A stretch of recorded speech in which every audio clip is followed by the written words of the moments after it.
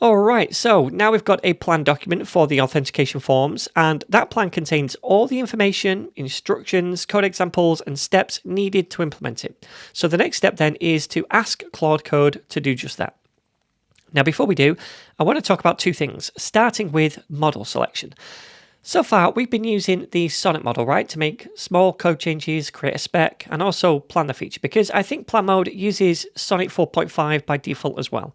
However, when it comes to implementing the plan, I often switch the model to Opus 4.5, or whatever the leading Opus model might be at the time that you're watching this. And that's because the Opus models, especially 4.5, in my experience, are really good at following a set of instructions, like outlined in the plan, and they rarely deviate. So, depending on the nature of the feature that I'm working on, I will sometimes choose to work with the Opus model at this point, just by typing the model command and then selecting the Opus 4.5 model. Now, for simple features, arguably like this one that we're about to implement, I might stick to Sonnet, but for more in-depth or multi-step or complex features, I would more than likely switch. Alright, so next I want to mention something called extended thinking in Claude Code, which is when the model spends more time reasoning about the task. Again, this mode is better suited to more complex multi-step problems because it allows the model extra room to explore possible solutions, correct itself, and so on. It does consume more tokens because of that internal reasoning, but it pays dividends when the implementation isn't necessarily straightforward. It also means that if it sees any holes in the plan, it will find an alternative solution. Now, thinking mode is actually enabled by default, I think, and to be honest, unless I'm working on trivial changes, I keep it on most of the time. But you can toggle it on and off by using the config command and then finding a setting called thinking mode. So you can see that I've currently got it turned on, which means for all the prompts I currently send, the model will do extra reasoning, producing hopefully better results. But you can toggle it off here by hitting space or enter, and that setting is going to be saved to your global user settings for all projects. Now, I'm going to keep mine switched on, but do be wary when using thinking mode with Opus 4.5 especially, because it can eat through your token limits a little bit more quickly. On a Mac, I can also toggle thinking mode on and off quickly by pressing Option plus T, which brings the option to turn it on or off. On Windows, I think you'll need to press Alt and T instead. Also, if you have thinking mode turned off by default, you can trigger extended thinking in a single exchange or prompt by typing the word ultrathink into your messages. For example, I could type out my regular prompt and then tell it to ultrathink about it at the end, and that would trigger thinking mode for that prompt. Anyway, I'm going to keep thinking mode on for this, and I've also switched to Opus 4.5, which might be overkill for this feature, but I wanted to show you my typical workflow. And now I'm going to make sure the plan document is open to supply it automatically as context to Claude Code, and then I'll type, "Can you implement this plan?" And then just hit enter. So when I do that, the model is going to look through the plan, reason about how best to implement it, and then go ahead and start making code changes. Now, normally as well, I also put auto edit mode on, so let's do that.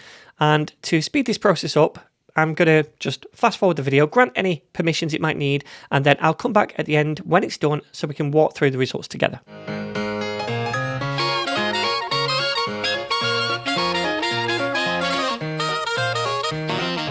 Alright, so that took 2.5 minutes to complete for all of those components created. And if we take a look at all this, you can see it's created all these new components, it's updated these pages, it's created all the new test files. They all pass now. Now, there was some kind of error up here. I think it was a linting error, so it did that and then it went ahead and fixed it as well. So it does iterate on problems when it comes across them. So let's now have a look at the new files it's added, just very briefly. And again, I'm not going to spend a long time on this for the sake of this tutorial because I really don't think you want to watch me just going through files. But I would normally spend a good half an hour or so, maybe longer, going through the different files it's created, making sure everything looks correct to me, making sure I understand everything, because I would hate for a project to spiral into a direction where I don't really know what's going on. So I'm going to quickly have a little look at these components. We've got a button component first of all here with 3 different files. So it looks pretty simple. We've got some props right here and a prop interface. So the type is either submit, reset, or button. Then we have the children, which is whatever text, I guess, we pass into the button, an on-click handler that is passed forward, and a disabled prop as well. So this is all quite simple. And then we've got a class name here of BTM, which is one we already created, plus the styles for this particular button as well. All right, cool. So that's the button, very simple. The input component is here. Again, we've got some props typed up here. Again, very simple.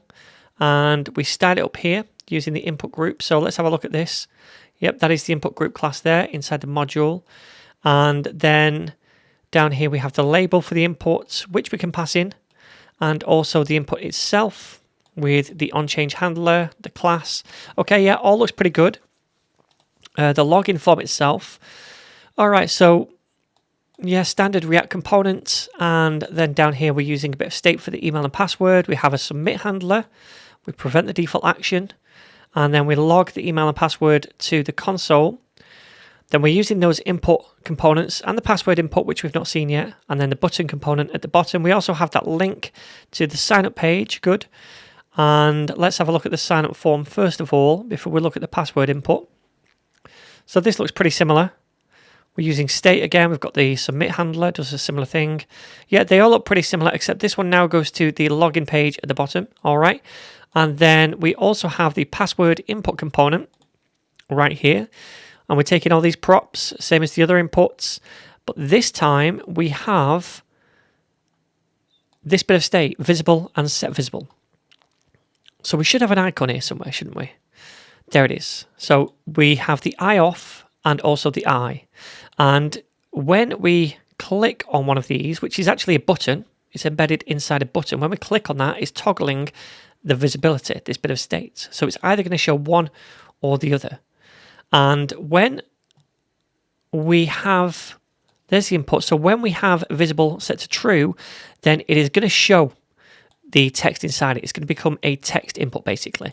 Now, when the visible is false, it's going to become a password input and therefore hide it. Okay, yeah, that all makes sense to me. All right, so what else have we got? We've got the test down here, which I don't think we really need to take a look at. It's created test files for each of these. Again, I would go through these if I wasn't recording a video. And then up here, inside the app folder, we should have those components added to the login page, which we do, the login form right here, and also the sign up page right here. All right, awesome. So it all looks good to me. And what I would do now is just preview this in a browser. All right then, so here we are on the login page, and that all looks pretty good to me. So I could type something in here like Mario at, I don't know, pocketheist.com. And down here we've got the password, test1234. If I click on this icon, this eye icon, then we can see it. And yeah, that's all working. Pretty nice.